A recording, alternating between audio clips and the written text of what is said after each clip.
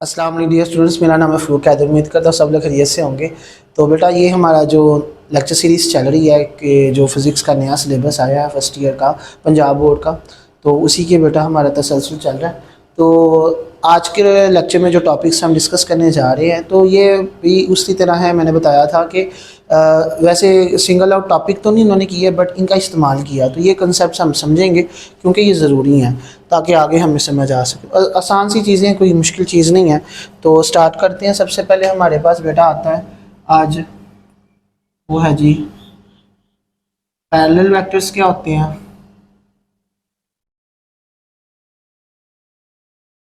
इसी तरह हम देखेंगे इसके साथ साथ एंटी पैरेलल वेक्टर्स क्या होते हैं।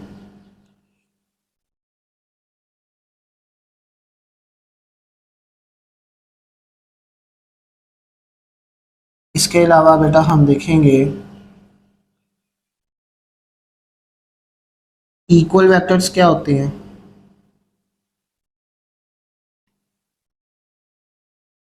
और बेटा फिर हम देखेंगे, समझेंगे नल वेक्टर्स क्या होते हैं। और लास्ट में बेटा आज हम देखेंगे यूनिट वेक्टर्स क्या होते हैं। बहुत सी सिंपल सी चीज़ें हैं, थोड़े थोड़े कॉन्सेप्ट्स हम इनको समझने की कोशिश करेंगे। तो सबसे पहले बात कर लेते हैं पैरेलल वेक्टर्स क्या होते हैं। बेटा हमारे पास कोई से भी दो वेक्टर्स अगर उनकी डायरेक्शन सेम हो, ठीक है, रिगार्डलेस कि उनका स्टार्टिंग पॉइंट कौन सा है, तो ऐसे वेक्टर्स को हम क्या कहते हैं, पैरेलल वेक्टर्स कहते हैं। फॉर एग्जांपल ये हमारे पास अगर एक वेक्टर है ए और इसी तरह एक और वेक्टर है, इसको कह लें बी, तो ये दोनों की डायरेक्शन सेम है, हालांकि लेंथ डिफरेंट है लेकिन डायरेक्शन सेम है, तो इन इस तरह के वेक्टर्स को हम पैरेलल वेक्टर्स कह सकते हैं। इसी तरह हमारे पास ये लेट्स सपोज एक वेक्टर ए है और इसी तरह हमारे पास लेट्स सपोज एक वेक्टर ये है, ये सी कह लें, तो ये दोनों भी हमारे पास पैरेलल है। और ऐसी सूरत हाल में बेटा याद रखना है, एंगल हमारे पास between these two vectors is 0 degree. जब हमारे पास वेक्टर्स पैरेलल होते हैं तो एंगल उनके दरमियान 0 डिग्री होता है।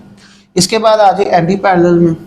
एंटी पैरेलल में हमारे पास कि जब वेक्टर्स की डायरेक्शन अपोजिट होती है, मसलन यही अगर एक वेक्टर ए है और हमारे पास एक दूसरा वेक्टर वो बी अब इस तरफ हो जाता, ठीक है, तो ये जो हमारे पास इनके दरमियान जो डायरेक्शन है ना अपोजिट है एक दूसरे के, यानी बिल्कुल ऐसे ही अगर ए इस तरफ है तो बी इस तरफ है, ठीक है, तो ये जो एंगल हमारे पास 180 डिग्री होगा। सिमिलरली अगर इस केस में होता तो अगर एक ऊपर है इस तरह तो दूसरा उसके अपोजिट होगा। तो ये बेटा हमारे पास इस तरह के जो वेक्टर्स हैं उन्हें हम क्या कहते हैं, एंटी पैरेलल वेक्टर्स कहते हैं। और इधर हमारे पास याद रखना मेरा बेटा 90 के इनके दरमियान जो एंगल होता है बिटवीन दीज टू वेक्टर्स वो 180 डिग्री होता है।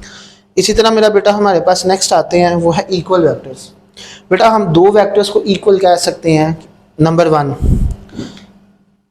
हम दो वेक्टर्स हैं, सपोज कर लीजिए एक वेक्टर ए है और ये एक वेक्टर बी है। आप देख सकते हैं ये दोनों वेक्टर्स हैं, इनकी लेंथ भी सेम है और इनकी डायरेक्शन भी सेम है। तो ऐसे वेक्टर्स, ठीक है,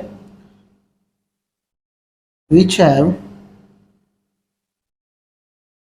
number one same magnitude and as well as same direction, ऐसे वेक्टर्स को हम क्या कहते हैं, इक्वल वेक्टर्स कहते हैं।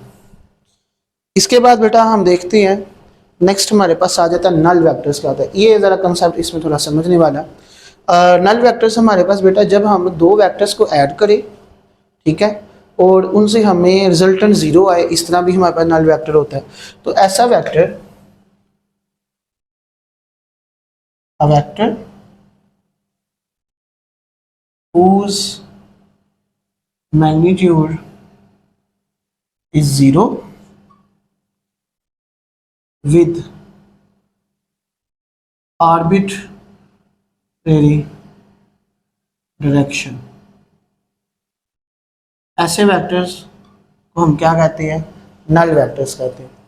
फॉर एग्जांपल नल वेक्टर्स बनते कैसे हैं, ये डिफरेंट केसेस हैं, इसमें हम देखते हैं। सबसे पहले बेटा हम देखेंगे एग्जाम्पल में, अगर हम एक ही वेक्टर में उसका अपोजिट वेक्टर ऐड कर दें, नेगेटिव ऐड कर दें, मिसाल के तौर पर ये बेटा हमारे पास अगर एक वेक्टर ये है ए, इसको अगर माइनस के साथ मल्टीप्लाई करें तो माइनस ए हमारे पास same magnitude but opposite direction वाला हो जाएगा। तो अगर इन दोनों वेक्टर्स को हम ऐड करेंगे देन हमारे पास जो रिजल्टेंट आएगा वो नल वेक्टर होगा। इसको इस तरह रिप्रेजेंट किया जाता है, और जो नल वेक्टर है, ठीक है, ये हमारे पास बराबर होता है मैग्नीट्यूड 0, और जो उसकी डायरेक्शन होगी वो इसके साथ साथ ही तो भी कर सकते हैं इस तरह। बहरहाल तो ये बेटा हमारे पास इस तरह हम नल वेक्टर को रिप्रेजेंट करते हैं। अब आर्बिट्रेरी डायरेक्शन का मतलब इसमें क्या है, इसको ज़रा देखते हैं।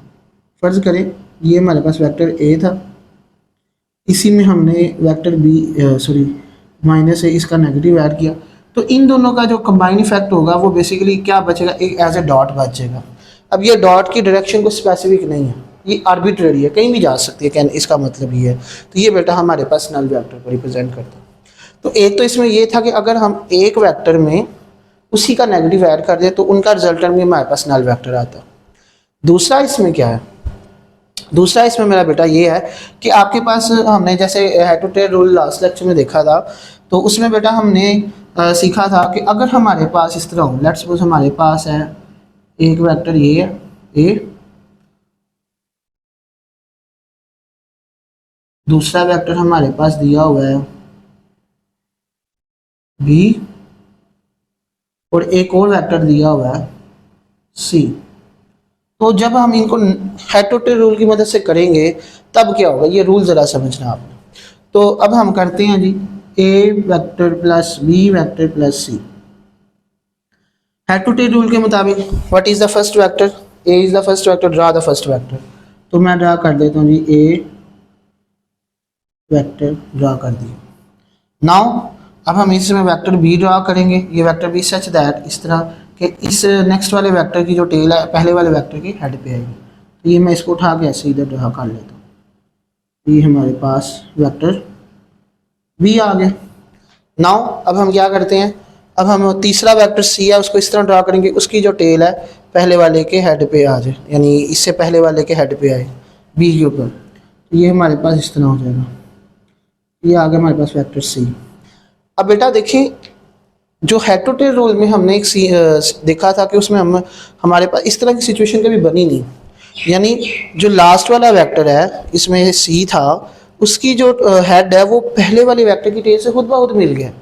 अब यहाँ पे जो रिजल्टेंट होगा वो ज़ीरो होगा, क्योंकि अगर हम इससे पहले जो करते रहे उसमें रिजल्टेंट वेक्टर एक अलग से आता रहा, यहाँ पे रिजल्टेंट वेक्टर आएगा ही नहीं। तो यहाँ पे बेटा ये भी इस सूरत हाल में कि जब आप वेक्टर्स को ऐड करें और इस तरह हो जाए कि लास्ट वाले वेक्टर का जो हेड है पहले वाले वेक्टर की टेल से मिल जाए, तो ये हमारे पास तब भी रिजल्टेंट क्या होगा, ज़ीरो।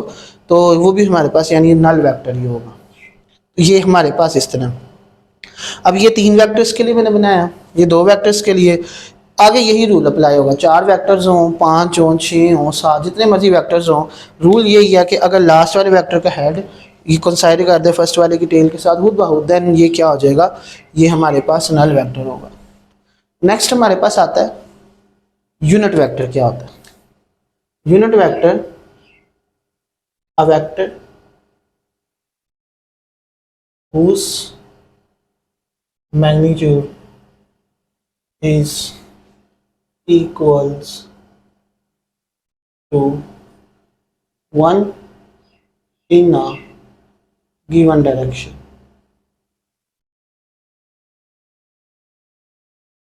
एक ऐसा वेक्टर जिसकी मैग्नीट्यूड 1 हो और दिए की डायरेक्शन एक खास डायरेक्शन में हो, उसे हम उसको क्या कहते हैं, यूनिट वेक्टर कहते हैं। फॉर एग्जांपल बेटा ये जो हमारे पास एक वेक्टर होता है ना, अगर हम वेक्टर को बनाते हैं तो वो हमारे पास उसकी मैग्नीट्यूड और इसकी जो डायरेक्शन को इससे रिप्रेजेंट करते हैं, ठीक है। इसको ए कैप, ए हेड भी हम पढ़ते हैं। इधर से अगर हम निकालें तो हमारे पास अगर ये निकाल देते हैं हम, तो ये मैग्नीट्यूड इधर आकर डिवाइड हो जाएगी, यानी जो वेक्टर की वैल्यू है उसको उसके मैग्नीट्यूड से डिवाइड करें तो आपके पास उसकी डायरेक्शन आ जाएगी। फॉर एग्जांपल आप अगर इसमें ये देखें, फ़र्ज़ करें ये जो है वेक्टर, तो इसको बेटा अगर हम देखते हैं तो हमारे पास यहाँ से लेके यहाँ तक लेंथ ऑफ द लाइन इसकी मैग्नीट्यूड को शो करेगी, और ये जो है ना तीर का निशान, ये वाला पॉइंट, ये इसकी डायरेक्शन को शो कर रहा है। तो ये हमारे पास इसका यूनिट वेक्टर होगा। और देखें इसकी मैग्नीट्यूड 1 नहीं होगी, ताकि ये वेक्टर की बस डायरेक्शन को शो करने के लिए यूज़ होता है, उसकी मैग्नीट्यूड पे कोई फ़र्क नहीं डालता ये। इसके बाद बेटा हमारे पास आ जाता है कुछ हमारे पास स्पेसिफिक वेक्टर्स होते हैं, ठीक है। मसलन अगर हम बात करते हैं इन 3 डिमेंशनल कोऑर्डिनेट सिस्टम, इन 3D, तो हमारे पास हमने देखा था क्या होता है, एक हमारे पास एक्स एक्सिस, वाई एक्सिस और इन दोनों के परपेंडिकुलर जेड एक्सिस। तो अगर कोई वेक्टर हमारे पास हो एक्स एक्सिस, वाई एक्सिस और जेड एक्सिस, इनको हमने देखा था कि ये तीनों लाइनें एक दूसरे को परपेंडिकुलर है, और ये जो लाइन है बेसिकली ये इस तरह है, इस प्लेन के इस तरह है परपेंडिकुलर, मैं हवा में तो ड्रा नहीं कर सकता, तो ये इस तरह है।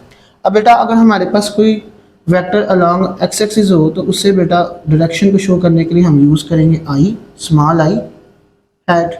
अलॉन्ग वाई एक्सिस हो तो small j, along z axis हो तो स्मॉल के हैट। ये हमारे पास कुछ स्पेशल वेक्टर यूनिट वेक्टर्स हैं। इसी तरह अगर हमारे पास कोई सरफेस है, लेट्स सपोज ये कोई एक सरफेस है और इस सरफेस के परपेंडिकुलर है कोई चीज़, ठीक है, तो ये इस सरफेस का साथ जो इसका एंगल बन रहा है वो 90 का बन रहा है। तो नॉर्मल टू दैट सरफेस, उसके लिए बेटा हम एक वेक्टर यूनिट वेक्टर इस्तेमाल करेंगे, वो एन हैट होगा। फॉर एग्जांपल ये वाइट बोर्ड हमें नज़र आ रहा है, एक सरफेस है, इसके परपेंडिकुलर जो लाइन होगी इसकी डायरेक्शन को शो कर रही है, उसे हम क्या कहेंगे, उसका यूनिट वेक्टर होगा। इसी तरह आम जो वेक्टर्स होते हैं, कोई भी वेक्टर्स हैं, उनका हम यूनिट वेक्टर इसी तरह रिप्रेजेंट करते हैं, लेकिन ये कुछ स्पेशल वेक्टर्स हैं। तो बेटा उम्मीद करता हूँ आपको समझ आ गई होगी। ये हमारे पास आज के लेक्चर में था और ये कंसेप्ट आगे हमने यूज़ करने हैं, इसलिए हम इनको लेके चल रहे हैं। तो इनको अच्छे से आपने समझ लें, उम्मीद करता हूँ आपको समझ लग गई होगी। बेटा अपना ख्याल रखिएगा। अगर आपको इसको समझ के कोई फ़ायदा हो रहा है तो आप दूसरे बच्चों के साथ भी शेयर करें। इंशाल्लाह मिलते हैं नेक्स्ट लेक्चर में। अपना ख्याल रखिएगा। अल्लाह हाफिज़।